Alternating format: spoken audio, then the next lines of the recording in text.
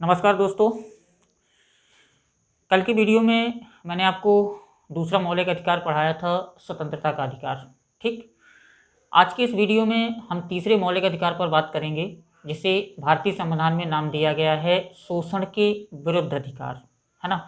और भारतीय संविधान के इसे 2 अनुच्छेद दिए गए हैं, जिसमें से एक अनुच्छेद है अनुच्छेद 23 और दूसरा है अनुच्छेद 24। क्लियर?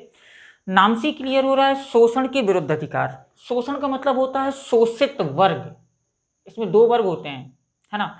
एक होता है शोषित वर्ग जिसका शोषण हो रहा है ना, और एक होता है शोषण करने वाला वर्ग। ध्यान रखिएगा, ठीक है। 2 वर्ग हैं, एक शोषण करने वाला और एक शोषण या शोषित होने वाला। क्लियर? तो यहां पर अपन को शोषण करने वाले वर्ग की बात नहीं करना है, ठीक है। यहां पर अपन को उस वर्ग की बात करना है जिस वर्ग का क्या हो रहा है, शोषण हो रहा है। ठीक, तो जब संविधान सभा में मौलिक अधिकारों पर विचार विमर्श चल रहा था, है ना, तो इस विचार विमर्श के दौरान एक मैटर आया था कि भारतीय समाज का अगर हम सामाजिक व्यवस्था देखें, है ना, तो सामाजिक व्यवस्था को हम मुख्यतः अगर वर्ण के आधार पर देखें तो 4 भागों में बांट देते हैं, है ना। ब्राह्मण, क्षत्रिय, वैश्य और शूद्र, है ना। ब्राह्मणों को हमने धर्म कार्य से जोड़ दिया, है ना, सबसे बड़ा वर्ण मान लिया, धर्म कार्य से जोड़ दिया। तो जो व्यक्ति धार्मिक कार्य संपन्न करवाने लगा वो समाज में क्या हो गया, पूजनीय हो गया। क्लियर? तो ब्राह्मण पूजनीय हो गया। क्षत्रिय को हमने प्रशासनिक व्यवस्था से जोड़ दिया, शासन व्यवस्था से जोड़ दिया, है ना। तो शासन व्यवस्था से जब वो शासक बन गया, राजा बन गया, तो वो भी पूजनीय हो गया, है ना। वैश्य वर्ग को हमने व्यापार से जोड़ दिया। तो जो व्यापारी वर्ग है, ऊपर के दोनों वर्ग ब्राह्मण और क्षत्रिय पूर्णतः निर्भर किस पर हो गए, वैश्य वर्ग में, क्योंकि व्यापार होगा तभी तो इनकम बढ़ेगी। क्लियर? लेकिन जो चौथा वर्ग था, जिसे अपन नाम देते हैं शूद्र वर्ग, इसे किसी भी व्यवस्था से नहीं जोड़ा गया। और वैदिक काल में इतिहास में हम लोग पढ़ते हैं कि शूद्र वर्ग को काम क्या दिया गया था, ऊपर के तीनों वर्णों की सेवा करना, है ना। और जहां पर सेवा शब्द जुड़ा वहीं पर उनका क्या होने लगा, शोषण होने लगा। क्लियर? 47 में देश स्वतंत्र हो गया। देश में राजतंत्र की स्थापना नहीं हुई थी, देश में लोकतंत्र की स्थापना हो रही थी, है ना। और लोकतंत्रात्मक शासन व्यवस्था, जिस दिन से संविधान पढ़ना स्टार्ट किया अपन लोगों ने, उस दिन से यही पढ़ रहे हैं कि लोकतंत्रात्मक शासन व्यवस्था में ना तो कोई छोटा होता है, ना कोई बड़ा होता है, ना जाति के आधार पर, ना धर्म के आधार पर, ना आर्थिक आधार पर, ना अधिकारों के आधार पर, सब एक समान होते हैं, है ना। तो जब सभी एक समान है लोकतंत्रात्मक व्यवस्था में, संविधान की नजर में सभी भारतीय एक समान हैं, तो फिर भारत के एक वर्ग का शोषण क्यों हो रहा है ना। तो जिस वर्ग का शोषण हो रहा था उस वर्ग को शोषण से बचाने के लिए, है ना, भारतीय संविधान के 2 अनुच्छेद रखे गए, अनुच्छेद 23 और अनुच्छेद 24, है ना। तो भारतीय समाज के शोषित वर्ग को प्रिजर्व करने के लिए, सुरक्षित करने के लिए 2 अनुच्छेद रखे गए, जिसमें से एक अनुच्छेद आपका आया अनुच्छेद 23। और अनुच्छेद 23 में 2 शब्द शामिल किए गए, है ना। एक शब्द शामिल किया गया मानव दुर्व्यापार, ध्यान रखिएगा, ठीक है, मानव दुर्व्यापार, जिसे अपन व्यापार भी बोल सकते हैं, है ना, मानव दुर्व्यापार। और दूसरा शब्द नाम दिया गया बलात् श्रम, ठीक है, जिसे अपन दूसरा नाम दे सकते हैं बेगार।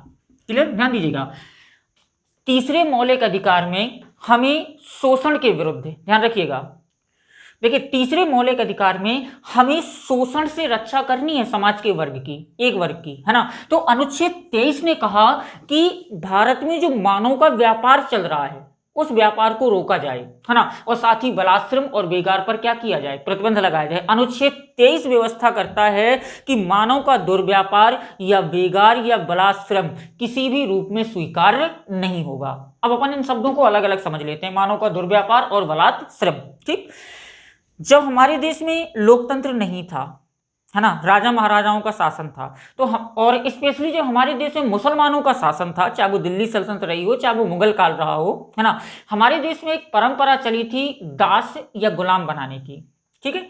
जिस तरह से आज मार्केट में वस्तुओं का व्यापार होता है, आप पैसा लेकर जाइए, कोई भी वस्तु खरीद लीजिए, वो वस्तु हमेशा के लिए आपकी हो जाएगी, है ना। तो जब हमारे देश में लोकतंत्र नहीं था, राजतंत्र था, है ना, तो जिस तरह से आज वस्तुओं का व्यापार होता है, उसी तरह से मानवों का व्यापार होता था। बाकायदा मानवों की मंडी लगती थी, लोग वहां जाते थे, जिस इंसान को जितने इंसानों की जरूरत होती थी वो बाजार से उतने इंसान खरीद कर लाता था, और वह इंसान उसका क्या हो जाता था, दास या गुलाम हो जाता था। क्लियर।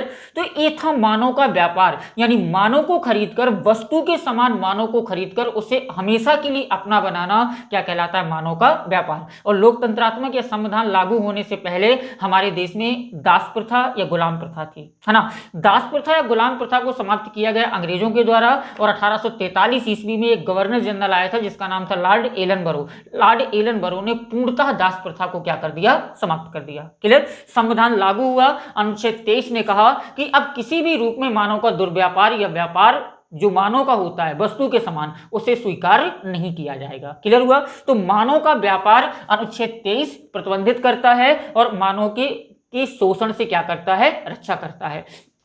दूसरा शब्द है बलात्श्रम, मैंने नाम दिया बेगार। बेगार का मतलब है ऐसा कार्य जिसके बदले आपको कोई मेहनताना या मजदूरी प्रदान ना की जा रही हो, ऐसा कार्य करने के लिए ना तो राज्य और ना ही कोई व्यक्ति आपको विवश कर सकता है ना। अगर राज्य आपसे काम करवाएगा तो राज्य आपको उसकी मजदूरी या मेहनताना देगा, और अगर कोई व्यक्ति आपसे काम करवाता है तो वह व्यक्ति भी आपको मेहनताना या मजदूरी देगा। यानी राज्य और कोई भी संस्था या कोई भी व्यक्ति किसी दूसरे व्यक्ति से कोई भी ऐसा कार्य करने के लिए बाध्य नहीं कर सकती है जिसके बदले उसे कोई मजदूरी प्रदान ना की जाए। क्लियर। तो अनुच्छेद 23 दो चीजें प्रतिबंधित करता है, मानव का दुर्व्यापार या व्यापार, और बलात्श्रम या बेगार। लेकिन ध्यान देना, यहां पर मैंने कहा कि ना ही राज्य, ना ही कोई संस्था और ना ही कोई व्यक्ति किसी भी व्यक्ति से कोई ऐसा कार्य नहीं करा सकते हैं जिसके बदले उसे कोई मजदूरी प्रदान ना की जा रही हो, है ना। लेकिन अनुच्छेद 23(2) में ध्यान रखिएगा, अनुच्छेद 23(2) में एक चीज स्पष्ट कर दी गई है कि अगर राज्य चाहता है, और राज्य क्या है, संविधान का अनुच्छेद 12 आप वीडियो देख सकते हैं, है ना। अगर राज्य चाहता है तो बिना कोई भेदभाव किए, न जाति के आधार पर, न धर्म के आधार पर, न भाषा के आधार पर, बिना कोई भेदभाव किए संपूर्ण भारतीय नागरिकों से बेगार करवा सकता है, जिसके बदले उसे कोई मजदूरी देने की जरूरत नहीं होगी। लेकिन अगर भेदभाव हुआ, है ना, तो वो संविधान के अनुच्छेद 23(2) का क्या हो जाएगा, उल्लंघन हो जाएगा। क्लियर। मानव व्यापार की अगर बात करें तो मानव व्यापार में था क्या, है ना, पुरुष, महिलाओं और बच्चों, इन्हें जो बाजार में मंडी में ले जाकर बेचा जाता था, इन्हें ये सब चीजें किसमें शामिल हो गई, मानव व्यापार में। क्लियर।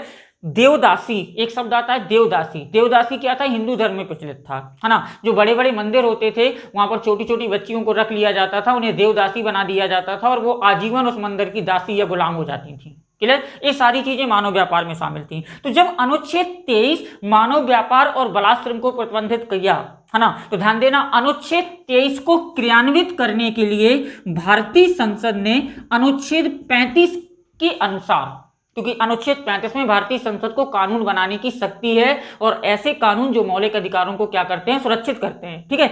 तो अनुच्छेद 23 को सुरक्षित करने के लिए भारतीय संसद ने अनुच्छेद 35 के अनुसार मानव व्यापार को प्रतिबंधित करने के लिए 2 कानून बनाए, है ना। पहला कानून बनाया जिसे नाम दिया गया अनैतिक दुर्व्यापार निवारण अधिनियम 1956 में, अनैतिक दुर्व्यापार निवारण अधिनियम 1956 पहला कानून।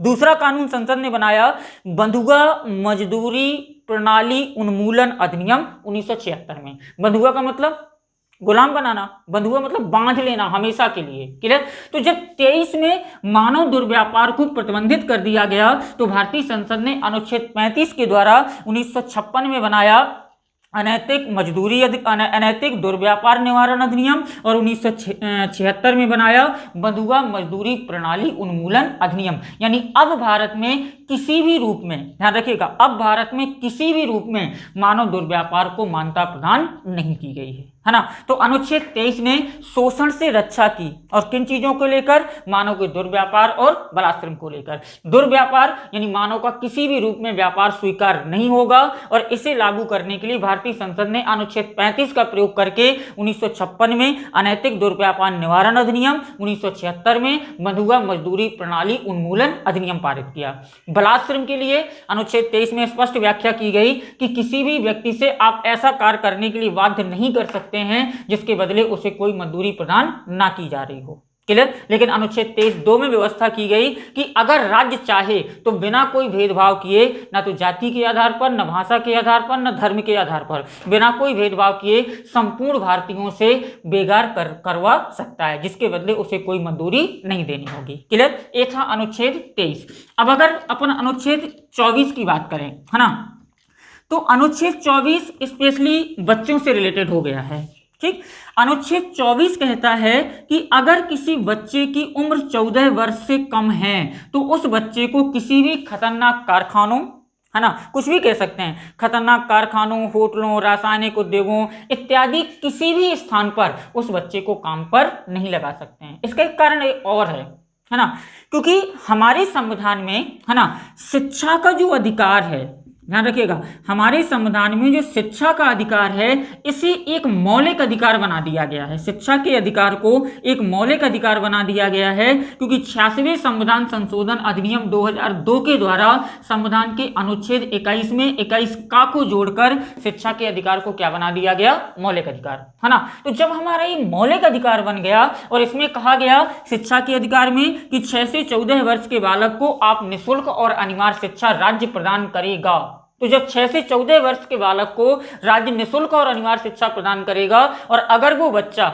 है ना, 14 वर्ष से कम उम्र का है और कहीं पर काम कर रहा है तो वो शिक्षा ग्रहण नहीं कर पाएगा। इसलिए भारतीय संविधान का अनुच्छेद 24 यह व्यवस्था करता है कि अगर किसी बच्चे की उम्र 14 वर्ष से कम है तो उस बच्चे को किसी भी कारखाने, होटल, रासायनिक उद्योग कहीं पर आप काम पर नहीं लगा सकते हैं। अगर आप लगाते हैं तो आप उसके मौलिक अधिकार का उल्लंघन कर रहे हैं, और बाकायदा भारतीय संसद ने अनुच्छेद 35 का प्रयोग करके इसे समाप्त करने के लिए कई कानून पारित किए हैं। जैसे पहला कानून आया कारखाना अधिनियम 1948, कहा गया कि 14 वर्ष से कम उम्र के बच्चों को काम पर नहीं लगाएंगे कारखानों में, है ना। दूसरा आया बगान श्रम अधिनियम 1951, जो चाय बागान होते हैं, बगान श्रम अधिनियम 1951, और उसमें कहा गया कि चाय बागानों में 14 वर्ष से कम उम्र के बच्चे काम नहीं करेंगे। ठीक है। नेक्स्ट आया खान अधिनियम 1952, जो खदानें होती हैं, जैसे कोयला खदान हो गई, है ना, लोहा खदानें हो गई, यहाँ पर आप काम पर नहीं लगा सकते हैं, है ना। फिर आया बाल श्रम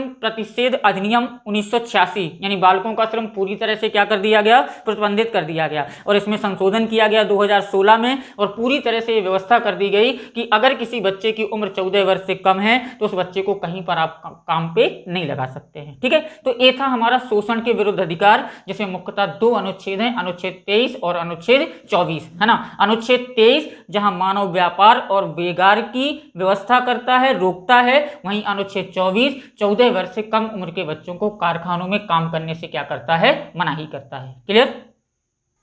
चलिए अब हम बात करते हैं चौथे मौलिक अधिकार की, जिसे अपन नाम देते हैं धार्मिक स्वतंत्रता का अधिकार।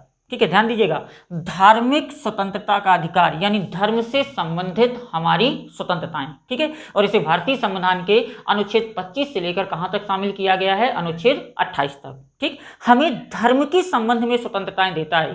ठीक, जैसे हम अनुच्छेद 25 को अगर देखें, है ना, तो अनुच्छेद 25 कहता है, तो ध्यान से समझिएगा, अनुच्छेद 25 कहता है कि कोई व्यक्ति चाहे वो किसी भी धर्म में पैदा हुआ हो, जैसे मैं हूं, मैं हिंदू धर्म में पैदा हुआ हूं।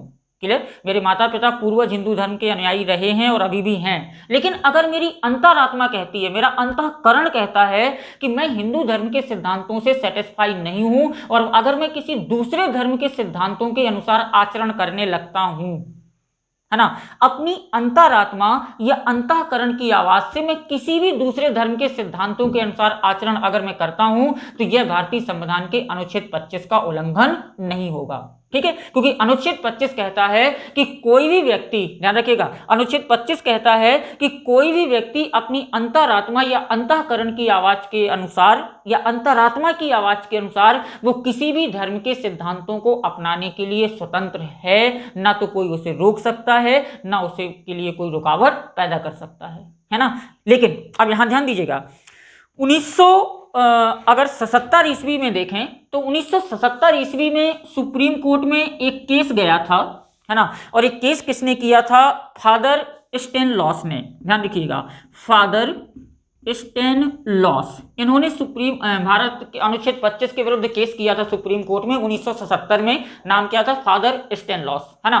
फादर स्टेनलॉस ने सुप्रीम कोर्ट से पूछा था कि अगर अनुच्छेद 25 अंतःकरण की आवाज के द्वारा किसी दूसरे धर्म के सिद्धांतों को मानने की स्वतंत्रता देता है ना, तो फादर स्टेनलॉस ने सुप्रीम कोर्ट से पूछा था कि अगर हम किसी व्यक्ति का धर्मांतरण करते हैं, यानी एक धर्म से दूसरे धर्म को ग्रहण करवाते हैं, तो क्या वो अनुच्छेद 25 का उल्लंघन होगा? तो सुप्रीम कोर्ट ने कहा था कि किसी व्यक्ति का धर्मांतरण करवाना अनुच्छेद 25 का उल्लंघन होगा, है ना। लेकिन अगर वह व्यक्ति अपनी अंतरात्मा की आवाज से दूसरे धर्म को ग्रहण करता है तो वो अनुच्छेद 25 का उल्लंघन नहीं होगा। ध्यान रखिएगा, है ना। अगर कोई व्यक्ति अंतरात्मा की आवाज से दूसरे धर्म को अपनाता है तो अनुच्छेद 25 का उल्लंघन नहीं है। लेकिन अगर किसी व्यक्ति को लालच देकर, दबाव देकर, प्रेशर बनाकर आप दूसरा धर्म ग्रहण करने के लिए मजबूर करते हैं तो वह भारतीय संविधान के अनुच्छेद 25 का क्या माना जाएगा? उल्लंघन माना जाएगा। क्लियर? लेकिन अंतरात्मा की आवाज से दूसरे धर्म को अपनाना अनुच्छेद 25 का उल्लंघन नहीं है। क्लियर? अब बात करते हैं अनुच्छेद 26 की। ठीक, अनुच्छेद 26 क्या करता है? प्रबंध की स्वतंत्रता देता है ना। अनुच्छेद 26 कहता है कि आप जिस धर्म के अनुयायी हैं, है ना, उस धर्म से संबंधित कोई भी कार्य हो, है ना, जैसे लोक व्यवस्था, सदाचार, स्वास्थ्य, इन सब चीजों के लिए, है ना, जिस धर्म के अनुयायी हैं उस धर्म की प्रबंध करने के लिए आप पूर्णतः क्या हैं? स्वतंत्र हैं। जैसे आप हिंदू धर्म के अनुयायी हैं, है ना, हिंदू धर्म की जो धार्मिक संस्थाएं हैं, उन संस्थाओं की जो संपत्ति होती है, उन संस्थाओं की जो प्रॉपर्टी होती है, उन संस्थाओं की जो प्रशासनिक व्यवस्था होती है, इन सभी कार्यों के लिए आप पूर्णतः क्या हैं? स्वतंत्र हैं। क्लियर? तो अनुच्छेद 26 धार्मिक कार्यों में प्रबंध की स्वतंत्रता देता है। जैसे हम अपने घरों में कोई धार्मिक आयोजन करवाते हैं, प्रबंध हम करते हैं, हमें किसी से अनुमति लेने की जरूरत नहीं है ना। हमारे समाज का मंदिर है, उस मंदिर में कौन पुजारी होगा, क्या व्यवस्था होगी, प्रबंध हम करते हैं, सरकार की कोई हस्तक्षेप नहीं होता है। ठीक है, तो अनुच्छेद 26 आपको अपने धर्म के प्रबंध की क्या करता है? स्वतंत्रता प्रदान करता है। क्लियर? अनुच्छेद 27 की अगर बात करें, है ना, तो अनुच्छेद 27 टैक्स के बारे में बात कर रहा है, कर के बारे में बात कर रहा है। ठीक है, लेकिन यहां पर एक शब्द अपन और लेंगे, शुल्क, है ना। ये दोनों इकोनॉमिक्स के शब्द हैं, कर और शुल्क। ध्यान दीजिएगा, अंतर क्या होता है दोनों में, है ना। कर वह राशि होती है जिसके बदले आपको कोई सुविधा प्रदान नहीं की जाती, वो कर होता है ना। और शुल्क वह राशि होती है जिसके बदले आपको सुविधा प्रदान की जाती है। जैसे आप अपनी इनकम पर टैक्स देते हैं, कर देते हैं, है ना। अगर आपकी इनकम लिमिट को क्रॉस कर रही है तो आप अपनी इनकम का टैक्स देते हैं। क्या सरकार आपको कोई फैसिलिटी देती है? नहीं, है ना। लेकिन अगर आप किसी शैक्षणिक संस्था में अध्ययन रहते हैं, पढ़ रहे हैं, है ना, तो वहां पर आप कर नहीं देते, वहां पर फीस देते हैं, शुल्क देते हैं, है ना। और जब शुल्क देते हैं तो आपको सुविधाएं मिलती हैं, आपको चेयर मिलेगी, पंखे मिलेंगे, पढ़ने के लिए हॉल मिलेंगे, टीचर मिलेंगे, परीक्षाएं होंगी, कॉपी चेक होंगी, रिजल्ट आएगा, मार्कशीट आएगी, सारी सुविधाएं होंगी, क्योंकि आप क्या देते हैं? शुल्क देते हैं। लेकिन कर के बदले कोई सुविधा प्रदान नहीं की जाती। ध्यान रखिएगा, इकोनॉमी के शब्द हैं दोनों ये। ठीक, तो अनुच्छेद 27 कहता है कि आप किसी व्यक्ति से ऐसा कर नहीं लेंगे, है ना, जिससे मिलने वाली आय को किसी धर्म विशेष में क्या कर दें? आप खर्च कर दें। ऐसा नहीं करें कि भारत हिंदू बहुसंख्यक राष्ट्र है, हमारे देश में हिंदू बहुसंख्यक हैं, है ना, तो ऐसा नहीं करेंगे हम कि हिंदुओं से कर लें, धार्मिक कर, और मुस्लिम धर्म पर खर्च कर दें, या मुसलमानों से धार्मिक कर लें और हिंदू धर्म पर खर्च कर दें। तो अनुच्छेद 27 कहता है कि आप किसी भी व्यक्ति से ऐसा कर नहीं लेंगे जिससे मिलने वाली आय किसी धर्म विशेष पर क्या की जा रही हो? खर्च की जा रही हो। क्लियर? लेकिन अनुच्छेद 27 कहता है कि आप कर तो नहीं लेंगे, है ना, लेकिन अगर आप चाहें तो आप क्या ले सकते हैं? शुल्क ले सकते हैं। जैसे हज यात्रियों को हज सब्सिडी प्रदान की जाती है, ठीक है। अमरनाथ यात्रा वालों को फंड प्रोवाइड करवाया जाता है ना। हमारे देश में कुंभ मेले आयोजित होते हैं 4 वर्ष के अंतराल में, 4 जगहों पर होते हैं, एक जगह पे 12 वर्ष के अंतराल में आता है ना। तो कुंभ मेलों की पूरी व्यवस्था कौन करती है? भारत सरकार करती है, ठीक है। तो अगर हिंदू धर्म के कुंभ और अमरनाथ यात्रा की व्यवस्था करती है तो इस्लाम धर्म के हज की भी व्यवस्था करती है ना। तो ये कर नहीं है, ये क्या है? शुल्क है। क्योंकि अनुच्छेद 27 कहता है कि आप किसी भी व्यक्ति से धार्मिक कर नहीं ले सकते हैं, लेकिन शुल्क की व्यवस्था आप कर सकते हैं। क्लियर? तो धार्मिक स्वतंत्रता के अधिकार में ये 3 अनुच्छेद हैं। पहला अनुच्छेद 25 है ना, अंतःकरण की या अंतरात्मा की आवाज के अनुसार किसी भी धर्म को अपनाना। 26 अपने धार्मिक संस्थानों का प्रबंध करना। 27 किसी भी व्यक्ति से धार्मिक कर नहीं लेना, लेकिन शुल्क का प्रबंध कर सकते हैं। अब अपन बात करते हैं अनुच्छेद 28 की, है ना। अनुच्छेद 28 को अगर अपन देखें तो अनुच्छेद 28 क्या कहता है, थोड़ा से अच्छे से समझिएगा, है ना। अनुच्छेद 28 कहता है कि अगर कोई शैक्षणिक संस्था, ध्यान दीजिएगा, है ना, अगर कोई शैक्षणिक संस्था है, मतलब स्कूल या कॉलेज कुछ भी है ना। तो शैक्षणिक संस्थाएं हमारे देश में कई प्रकार की होती हैं, है ना। तो क्या शैक्षणिक संस्थाओं में धार्मिक शिक्षा दी जाएगी या नहीं दी जाएगी, ये व्यवस्था कहाँ हो रही है? अनुच्छेद 28 में। अनुच्छेद 28 कहता है कि कुछ शिक्षण संस्थाओं में, है ना, धार्मिक शिक्षा या धार्मिक उपासना में उपस्थित होने के संबंध में, है ना। तो संस्थाएं कितने प्रकार की हैं देखिएगा। पहली संस्था जो होगी, है ना, वो राज्य द्वारा पूर्णतः वित्त पोषित होगी। ध्यान रखना, राज्य द्वारा पूर्णतः वित्त पोषित, मतलब सरकारी स्कूल, है ना। वित्त पोषित का मतलब जानते हैं, जिस संस्था का पूरा खर्चा कौन उठा रहा है? राज्य। तो राज्य तो सरकारी का उठाएगा। तो पहली संस्था हो गई जो राज्य द्वारा पूर्णतः क्या है? वित्त पोषित है। दूसरी संस्था राज्य द्वारा पूर्णतः वित्त पोषित नहीं है, लेकिन राज्य उसकी आर्थिक सहायता करता है, उसे अनुदान देता है, जिसे सेमी गवर्नमेंट स्कूल होते हैं, कॉलेज होते हैं, ठीक है। तीसरी संस्था ओनली राज्य द्वारा मान्यता प्राप्त है, ठीक है। राज्य इसका आर्थिक मदद नहीं कर रहा है, राज्य द्वारा सिर्फ क्या है? मान्यता प्राप्त है। और चौथी संस्था है कि, ध्यान रखना, चौथी संस्था है ना तो राज्य द्वारा पोषित है, राज्य उसे कोई वित्त पोषण नहीं दे रहा है ना, और ना ही राज्य उसे कोई सुविधा प्रदान कर रहा है, कोई भी सुविधा नहीं दे रहा है। 4 प्रकार की संस्थाएं हैं, ठीक। अनुच्छेद 28 कहता है कि कुछ शैक्षणिक संस्थाओं में धार्मिक शिक्षा या धार्मिक उपासना में उपस्थित होने के संबंध में, है ना। तो ये संस्थाएं हैं, कहाँ उपस्थित होना है और कहाँ नहीं होना। जैसे पहला है राज्य द्वारा पूर्णतः वित्त पोषित, यानी सरकारी संस्थानों में धार्मिक शिक्षा नहीं दी जाएगी। किसी भी सरकारी स्कूल चाहे कॉलेज कुछ भी हो, वहां पर धार्मिक शिक्षा नहीं दी जाएगी, ठीक, पहला। दूसरा, राज्य ऐसी संस्था जिसकी राज्य आर्थिक सहायता कर रहा है, ध्यान रखना, जिसकी राज्य आर्थिक सहायता कर रहा है, यहां पर धार्मिक शिक्षा दी जा सकती है, लेकिन अपने विद्यार्थियों को उपस्थित होने के लिए बाध्य नहीं किया जाएगा। ध्यान रखिएगा। दूसरी संस्था जो राज्य द्वारा आर्थिक सहायता, आर्थिक सहायता, है ना, ऐसी संस्था जिसकी राज्य आर्थिक सहायता कर रहा है, वहां पर धार्मिक शिक्षा दी जा सकती है, लेकिन स्टूडेंटों को जबरदस्ती बाध्य करके उस धार्मिक शिक्षा में उपस्थित होने के लिए आप मजबूर नहीं कर सकते हैं। क्लियर, ठीक। तीसरी संस्था जो राज्य द्वारा मान्यता प्राप्त है, यानी प्राइवेट स्कूल, है ना, यहां पर धार्मिक शिक्षा देने का प्रावधान है ना, लेकिन यहां भी क्या होगा? बाध्य नहीं किया जाएगा, ठीक। चौथी संस्था, यहां पर धार्मिक शिक्षा दी जाएगी और बाध्य भी किया जा सकता है, ठीक है, बाध्य किया जा सकता है। जैसे मुस्लिम मदरसे, है ना, जो मदरसे होते हैं वो राज्य द्वारा मान्यता प्राप्त तो हैं, धार्मिक शिक्षा दी जाती है और बाध्य भी किया जाता है। क्लियर। तो अनुच्छेद 28 को थोड़ा बारीकी समझिएगा।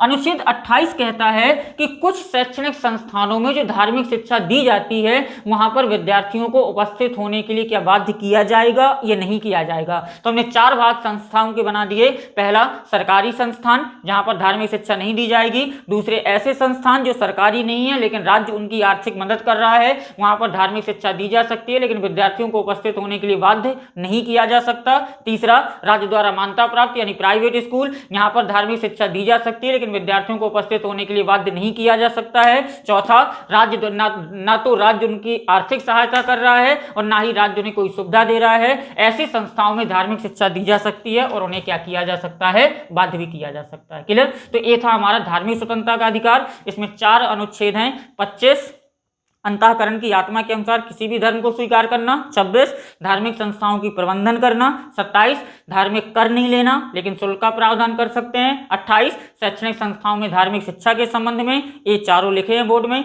अगर सरकारी है तो धार्मिक शिक्षा नहीं दी जाएगी, प्राइवेट है लेकिन राज्य मदद कर रहा है, आर्थिक मदद दी जा सकती है, बाध्य नहीं किया जाएगा। सरकार द्वारा मान्यता प्राप्त प्राइवेट संस्थान है, धार्मिक शिक्षा दी जा सकती है लेकिन बाध्य नहीं किया जाएगा। चौथे, ना तो राज्य द्वारा वित्त पोषित है ना ही राज्य कोई सुविधा दे रहा है, ऐसे संस्थानों में धार्मिक शिक्षा दी जा सकती है और उन्हें बाध्य भी किया जा सकता है। तो आज के लिए हमारे 2 मौलिक अधिकार थे, शोषण के विरुद्ध अधिकार और धार्मिक स्वतंत्रता का अधिकार। ठीक है, कल के वीडियो में अपन लोग अल्पसंख्यकों का शिक्षा एवं संस्कृति का अधिकार और संवैधानिक उपचारों का अधिकार पढ़ेंगे। ठीक है, तो आज के लिए बस इतना ही। आप सभी का बहुत बहुत धन्यवाद।